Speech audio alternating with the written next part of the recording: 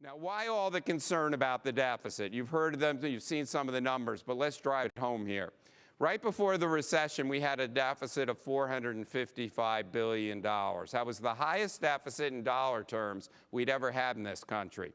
And then the deficit tripled to $1.4 trillion. Now, it went down a little last year to $1.3 trillion because repayments under the TARP program were higher than expected.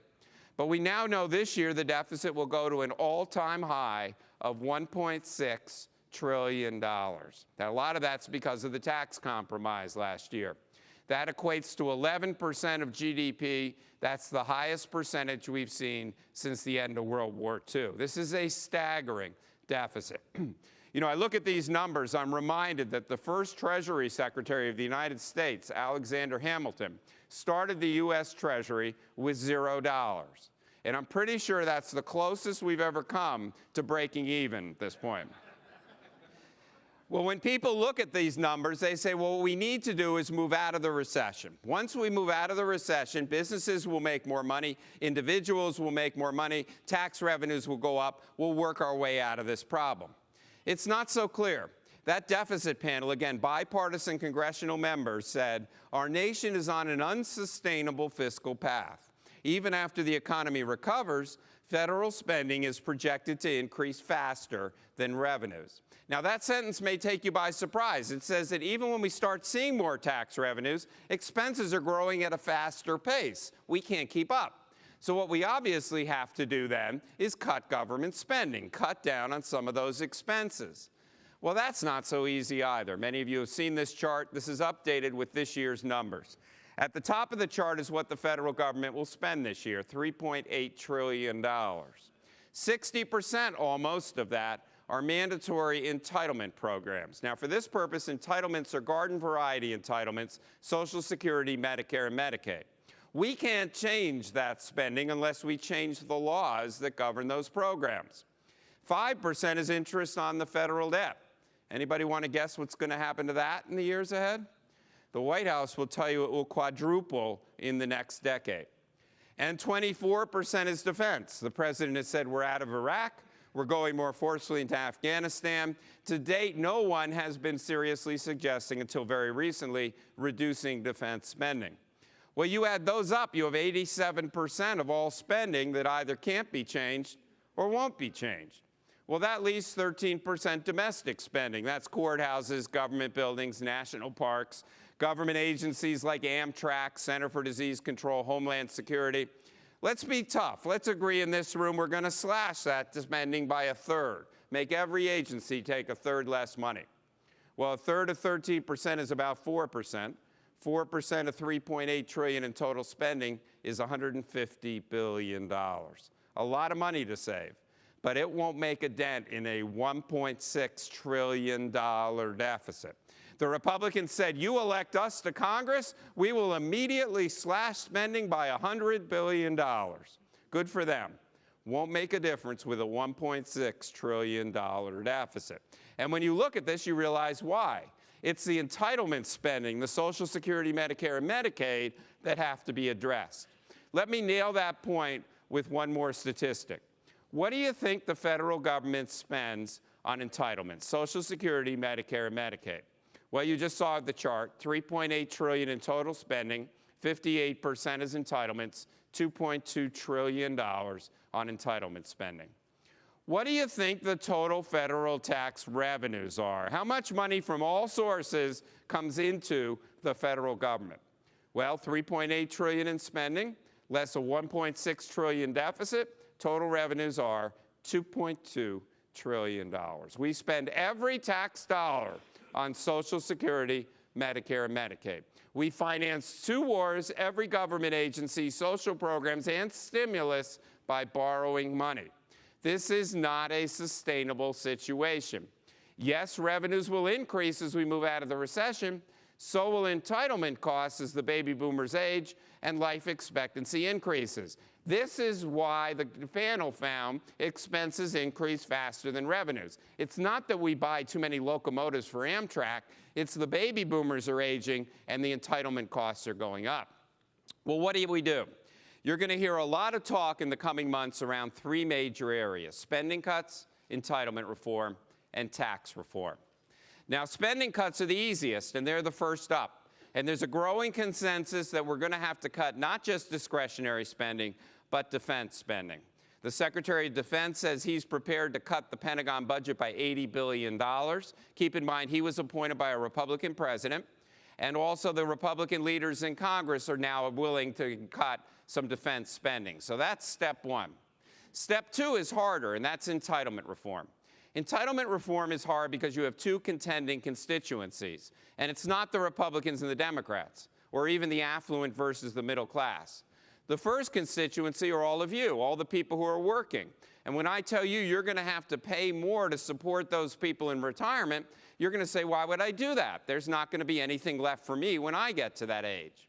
And the second constituency are all the people who are near retirement or in retirement who are going to say, I worked my whole life for these benefits, how can you take them away? And we're going to have to do something that takes a pound of flesh from both of those people. So the proposals being considered on the Medicare side start with more cost sharing. If you're on Medicare and you go see the doctor, you're going to have some skin in the game. Don't you love that expression there? And that means you're going to have a copay. And that means if you're wealthy, your copay is going to be more than if you're in the middle class. We're ultimately, I believe, finally going to settle on tort reform so doctors are not paying those big damages. And we're going to have to contain the growth in federal health care spending. If GDP goes up by 2%, spending can't go up by more than 2%. On Social Security, we're going to do the three things that I've been talking about for years. The first is higher taxes. Right now, as I said at the beginning, we all pay Social Security tax on about the first $100,000 we earn. There's no need for that cap. That cap is antiquated. It's regressive. The panel would raise it to $200,000. It could go to $300,000.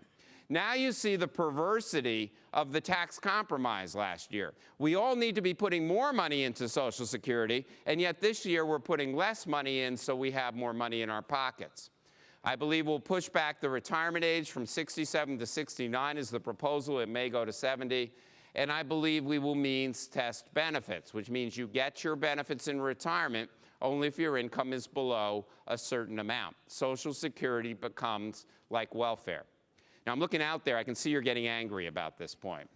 You're thinking, wait a second, that's my money. I put the money in the system. I got to get the money out of the system.